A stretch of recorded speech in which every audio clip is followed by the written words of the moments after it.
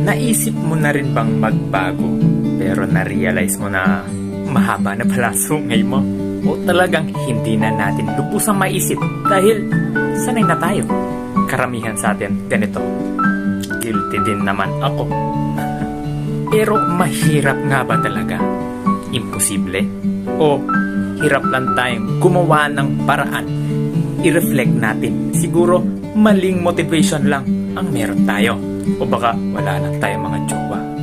Speaking of motivation, huwag naman sana natin ibigay ang kaluluwa natin kay tanim na maiwasan sana nating maimpluwensyahan ng masama at alalahaning anak din tayo ng may kapal at i-motivate din ang sarili kahit mukha na tayo mga little devils sa iba.